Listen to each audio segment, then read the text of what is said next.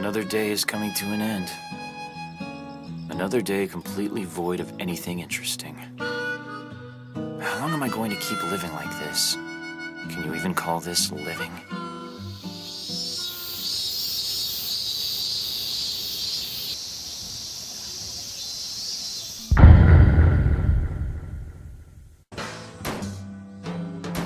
I don't want to see anyone.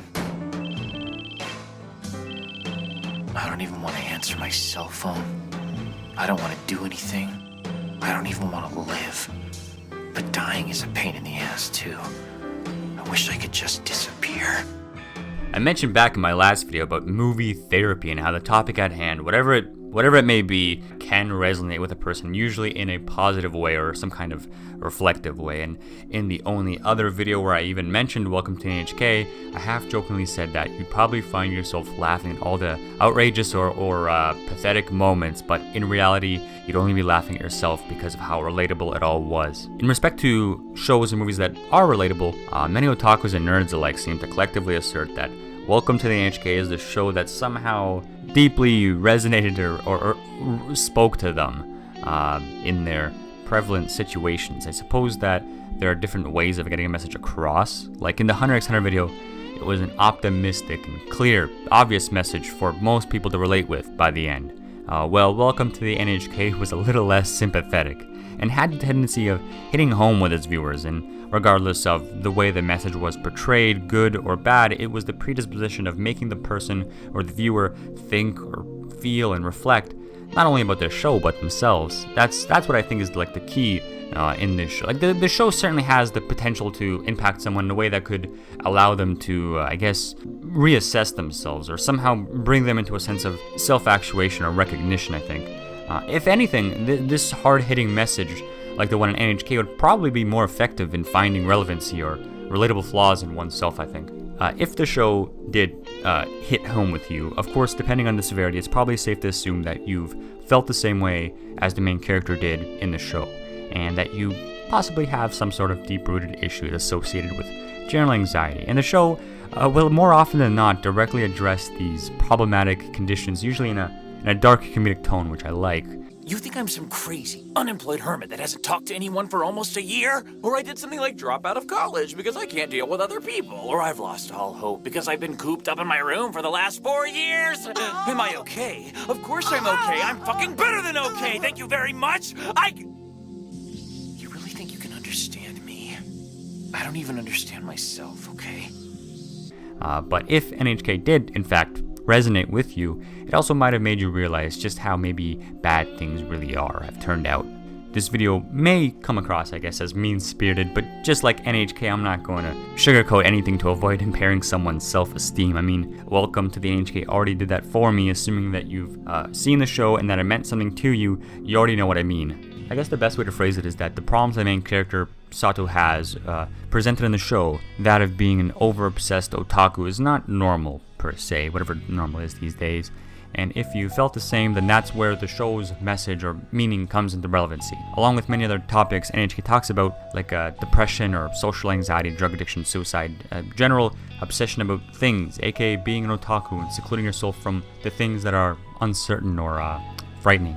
Oh, and on the subject of drug addiction, if you're ever wondering why Sato talks with furniture and shit, it's because in the manga he smokes crack and was hallucinating, but I guess it was too explicit for the TV show, so they just cut it out entirely. So it's worth mentioning because if you haven't read the manga, it does have a lot of notable differences that are worth checking out. Back to the topic of anime as a form of escapism, that's the influence that Sato gradually becomes absorbed into. He gets consumed by the medium and breaks down into it, eventually becoming a hikikomori or a hermit. Mental disorders or struggles developed or aided by the help of a particular obsession. That being said, NHK can be a hard show to come to terms with, probably because it'll make you come to terms with yourself. And like movie therapy, this is perfect. Looking at your situation objectively and realizing that you've either failed, moving in the wrong direction, or in no direction at all. No direction at all, or general stagnation, is the connotation of Welcome to the NHK. And the reasoning of this stagnation is the endless loop of familiarity or regularity of life's obsessions. I'll get into that in a minute. You may or may not know people who have fallen into a rut, have never gotten out. Maybe they've been working the same shitty job for years, hanging around with the same people, same town. Nothing ever changes, and it never changes because that person is content. Content with the sense of familiarity, I don't know.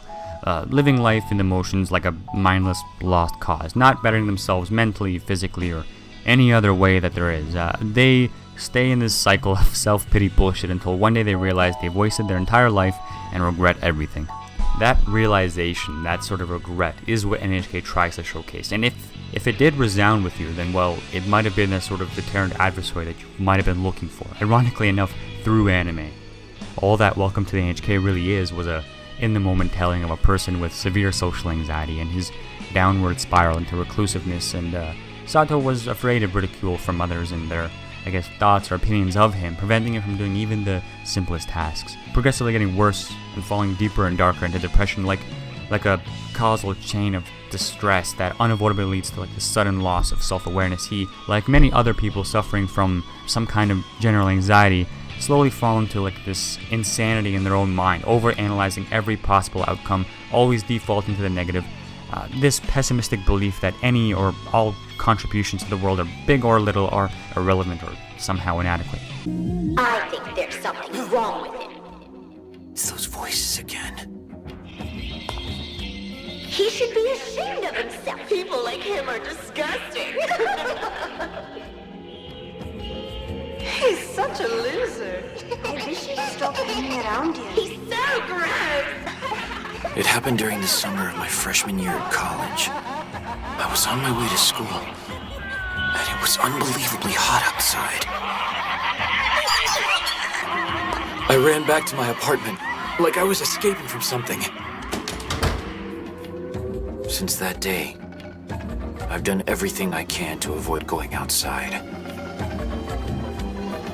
These are the sort of relatable feelings or fears that some people may see in Welcome to the NHK, but with the whole notion of this illness can get progressively worse as time passes, I like to also think that the opposite applies, and that you can make a change, and that's one thing that NHK does well. It could provide someone sort of the validation that they need to apprehend their shortcomings. Dealing with said shortcomings is something that I guess is unique to every individual, but the initial awareness of the problem, of the potential obstacle, is what's most important. I'll explain what I mean by alluding to film, as I usually do whenever I can, and a movie I highly recommend checking out is Good Will Hunting with Robin Williams and Matt Damon, and it's about a very similar subject, about potential that could hypothetically never be fulfilled because of the regularity of everyday bullshit of life.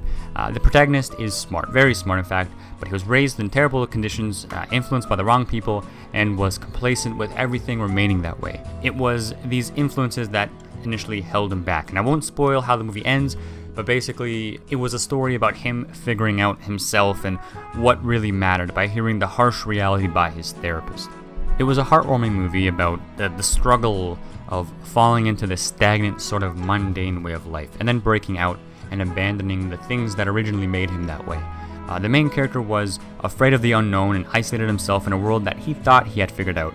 This, I guess, could be comparable to something like the hedgehog's dilemma, where anyone that gets too close will end up getting hurt. So the main character puts up these psychological walls that are meant to keep bad stuff out, but in reality only keep them or their selves locked in. And the reason I bring up Good Will Hunting was because the protagonist had to determine for himself what was truly beneficial in life, or abandon the things that were holding him back to fix things. Whether it was people or places or other sort of outside influences, he had to make the sacrifices to better himself and get out of this sort of cycle of stagnancy.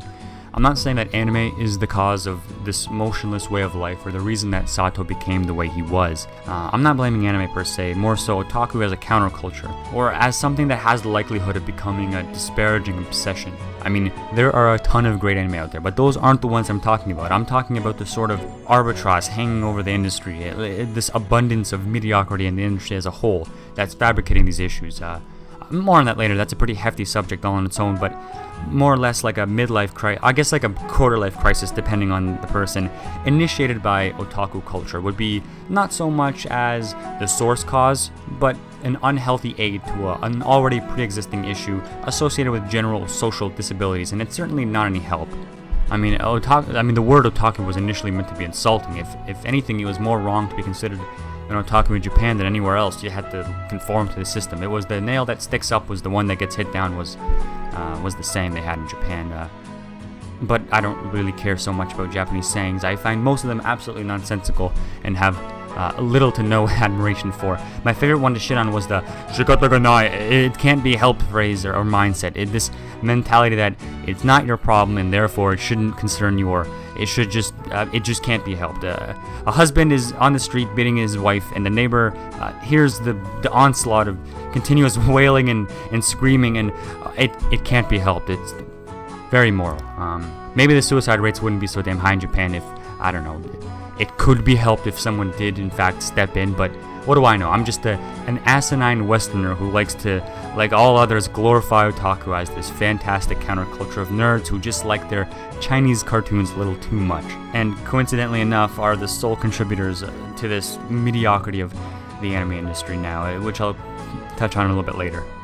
It's this idea that it can't be helped or nothing will ever change I don't like. This is 4chan saying that the ride never ends. It's this mundane regularity, the cycle of self-pity shit, it never ends.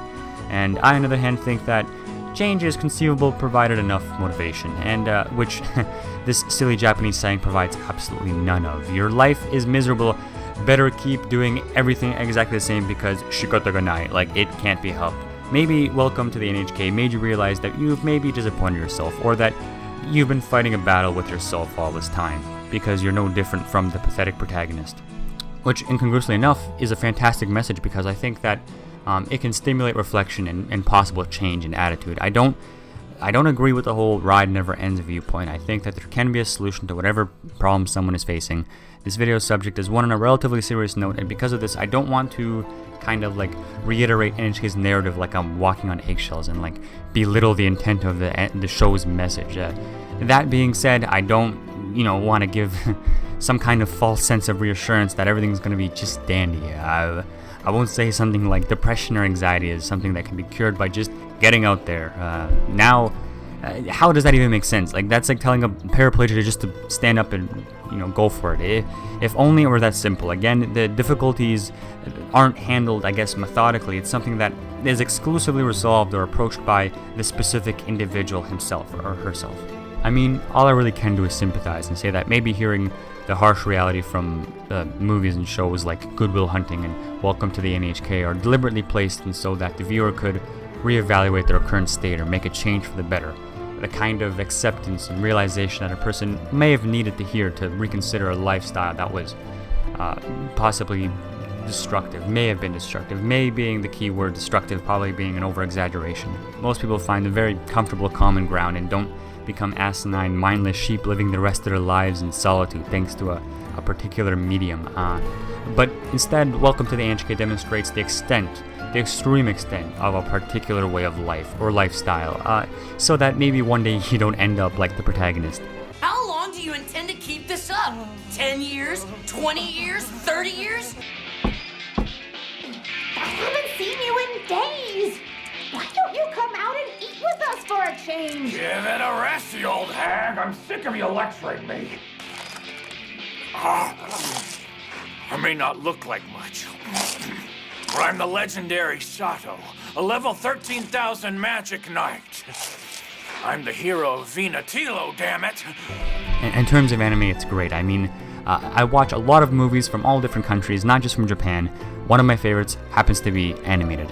Anime can have some great connotations. I was never intently like complaining about anime or about Japan, but instead the extremes of otaku lifestyle. The otaku lifestyle comparable to something like a normie becoming a hoarder over the years, becoming obsessed and feeding into the industry that produces mediocre products. The same way how in Good Will Hunting the protagonist got sucked into the routine, the lifestyle of complacency wasting his life away. There are otaku become hikikomori like Sato, and if you are a person, if that's the person that resonated with you, or you see yourself in him, then you may be, have some reason for concern.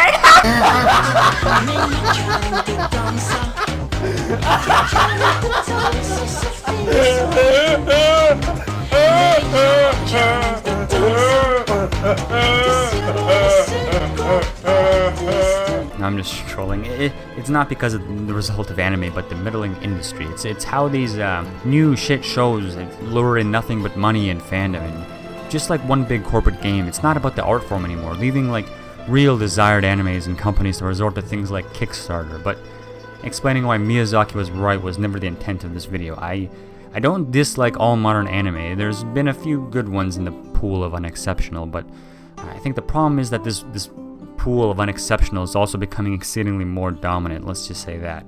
I'm like fucking Sato turned into a crackhead looking for the next best thing when a show is so amazing it leaves you wanting more and nothing else comparable to suffice. It's all a fucking conspiracy. Can't you see the show's genius? Which is fine with me. I mean, not everything can be spectacular. I love modern anime. A little less each day.